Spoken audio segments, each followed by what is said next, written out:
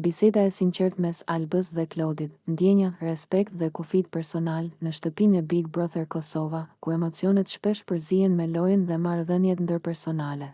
Ndodhin momente kur banorët ndajnë mendimet dhe ndjenjat e tyre në mënyrë të hapur dhe të sinqertë.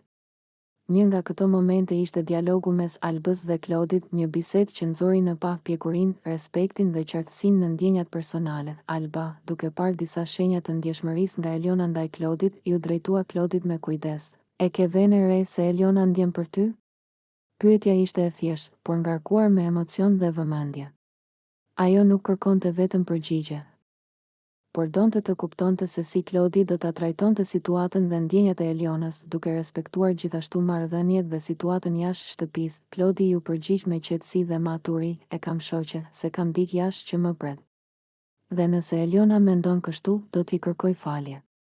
Këto fjalë treguan jo vetëm respekt për ndjenjat e Elionës, por edhe integritet dhe pjekuri personale.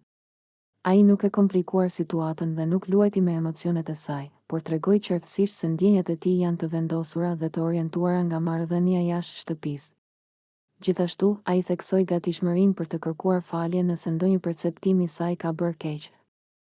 Duke treguar respekt dhe ndjeshmëri për emocionet e të tjerëve, banorët e tjerë që ndodheshin pranë dhe dëgjuan bisedën, u ndan mes admirim për pjekurinë e Klodit dhe reflektimit mbi mënyrën se si duhet të trajtohen ndjenjat brenda shtëpisë.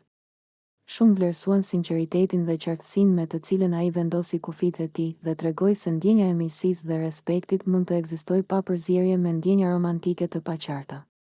Ky moment u bë një shembull për publikun dhe për banorët e tjerë, që ndjenjat e dikujt nuk mund të manipulojnë realitetin personal të tjerëve, dhe se respekti, ndershmëria dhe komunikimi i hapur janë gjithmonë më të rëndësishme.